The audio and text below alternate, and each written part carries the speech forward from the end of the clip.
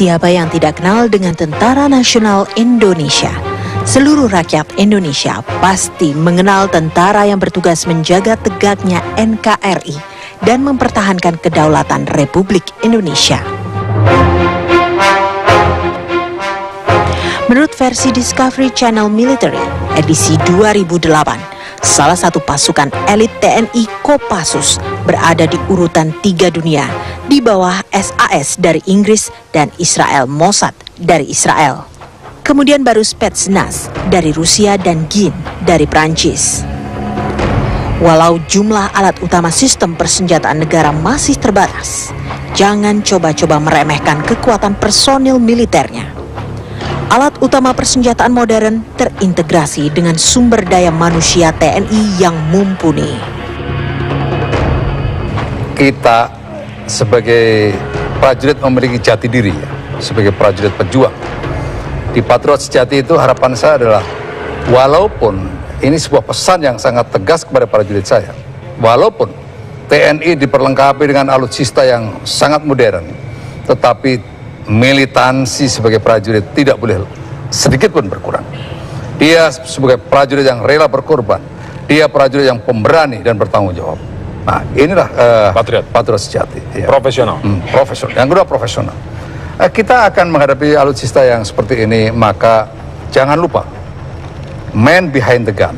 Seberapa canggihnya alat itu, kalau manusia di belakang alutsista itu tidak mumpuni, maka senjata itu tidak bisa digunakan. Untuk itu, profesional sebuah tuntutan agar masing-masing prajurit menyiapkan dirinya dengan sebaik-baiknya untuk menghadapi alutsista yang baru itu.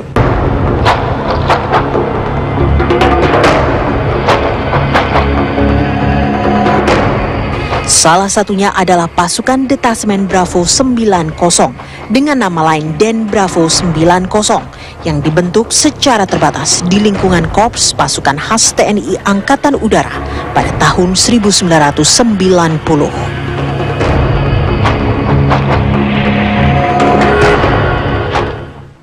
Satu orang kekuatan tempur TNI Den Bravo 90 digadang sebanding dengan 5 kekuatan prajurit TNI dan merupakan pasukan khusus pertama Indonesia yang menguasai ilmu bela diri STEMA yang merupakan ciri khas dari pasukan elit Rusia.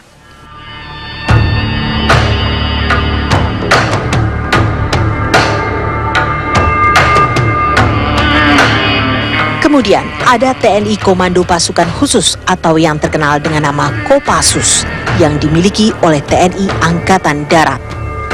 Dalam perjalanan sejarahnya, Kopassus berhasil mengukuhkan keberadaannya sebagai pasukan khusus yang mampu menangani tugas-tugas berat seperti penumpasan DITII, penumpasan G30 SPKI, dan berbagai operasi lainnya.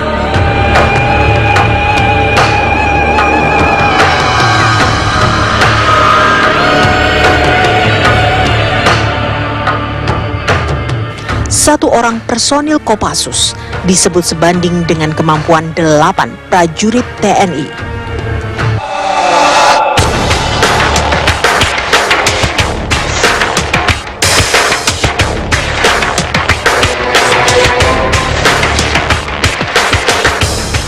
Ada juga satuan Detasemen 81 Gultor yang khusus menangani anti-teror.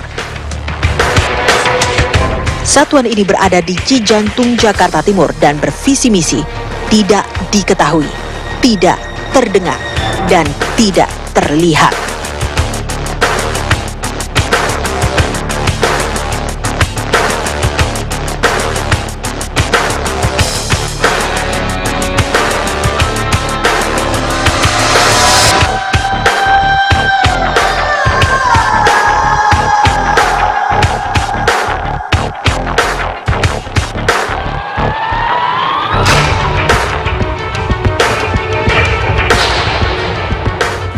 Untuk TNI Angkatan Laut, ada pasukan elit Komando Pasukan Katak atau Kopaska yang didirikan 31 Maret 1962 di masa pemerintahan Presiden Soekarno.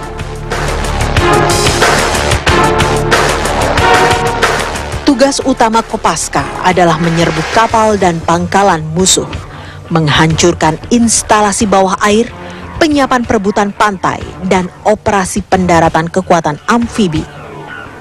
Kopaska juga dilengkapi peralatan canggih bawah air dan satu pelatihannya adalah berenang tanpa henti melewati Selat Sunda sejauh 30 km.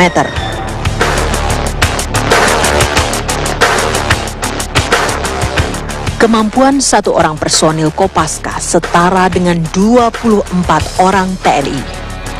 Dalam Korps Marin juga ada pasukan elit yang disebut dengan Batalion Intai Amfibi atau disebut dengan Yontaifib yang disetarakan dengan per orang personilnya adalah 24 orang TNI. Prajurit yang memakai baret ungu ini, salah satu tempaan latihannya adalah berenang dengan kondisi tangan kaki terikat dan menyeberangi Selat Madura sejauh 6 km.